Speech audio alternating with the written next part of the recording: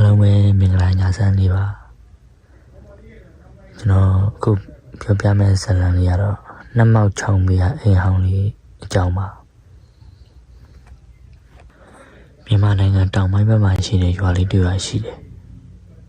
အဲဒီရွာကိုလူတွေကနှမောက်ချောင်းရွာလို့ခေါ်ကြတယ်ရွာရဲ့အဆုံးဘက်မှာတော့ချောင်းတစ်စင်းရှောက်စီးနေတယ်ချောင်းပေးမှာအိမ်ဟောင်းတစ်လုံးရှိတယ်အဲဒီအိမ်ကိုတော့လူတွေမဝင်ကြဘူးအဲဒီအိမ်မှာမနက်လင်းချိန်ထိမအိပ်နိုင်ဘူးဘယ်သူမှည7 နာရီကျော်အတန်တွေကထွက်လို့ရွာသားတွေကအမြင်ပြောကြတယ်အဲဒီအိမ်မှာဘယ်သူမှမအိပ်နိုင်ကြဘူးဆိုတော့အဲဒီရွာမှာကိုအောင်ဆိုတဲ့လူတစ်ယောက်ရှိတယ်တနေ့မှကိုအောင်ဆိုတဲ့လူငယ်တစ်ယောက်ကမြို့ကနေပြန်လာတယ်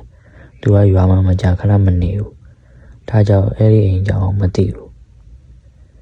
အိမ်မရှိဘူးဆိုရင်အဲဒီအိမ်မှာနေမယ်လေသူအဲ့လိုပြောလိုက်တယ်ရွာသားတွေကတားကြတယ်မနေပါနဲ့မကောင်းဘူးအဲ့ဒီမှာနေခဲ့တဲ့သူတွေမပြန်လာနိုင်ကြဘူးဒါပေမဲ့ကိုအောင်ကမယုံတရေတွေကဘာမှရှိလို့လဲလို့ပြောပြီးအဲ့ဒီအိမ်တွေကိုပြောင်းနေလိုက်တယ်ပထမညမှာတော့ညဘက်ရောက်လာတော့ရွာတစ်ခုလုံးမှာတိတ်ဆိတ်သွားတယ်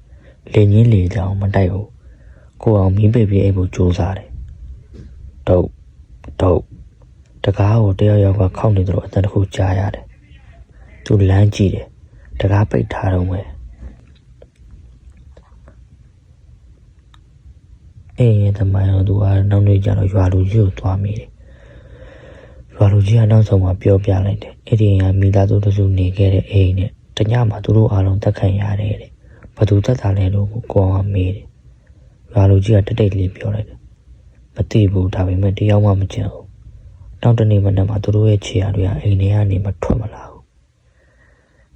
ဒီညမှာတော့အမှန်တရားကိုသူသိပါတယ်။အဲ့ဒီညမှာတော့အကြောက်ဆုံးဖြစ်လာတယ်။ည7 နာရီတီမှာတကားကနေအတန်တစ်ခုကြားရတယ်။ထက်ခါနီးလာတယ်။တခါနီးလာကိုအောင်မဖွင့်ဘူးဒါပေမဲ့ကိုဆိုပြီးတော့တကားသူ့ဘာသူဖွင့်သွားတယ်။ပြင်မှာအနှဲ့ရောင်ရိပ်တွေရက်နေတယ်သူတို့ကမျက်နှာမမြင်ရဘူးဒါပေမဲ့အားလုံးသူ့ကိုကြည့်နေတယ်အရေးတစ်ခုအနာကိုလမ်းလာတယ်အနာရောက်လာတဲ့အချိန်မှာမျက်နှာတဖြည်းဖြည်းပေါ်လာတယ်အဲ့ဒါကသူ့ကိုယ်တိုင်ရဲ့မျက်နှာပဲ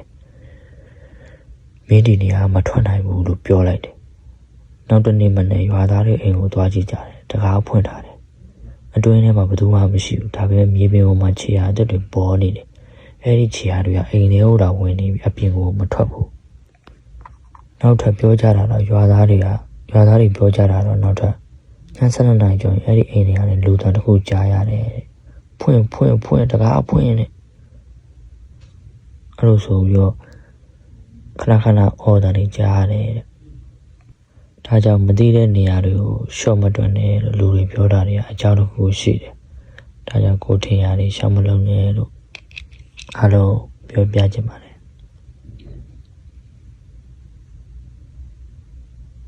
အားလုံးပဲညချမ်းလေးပါ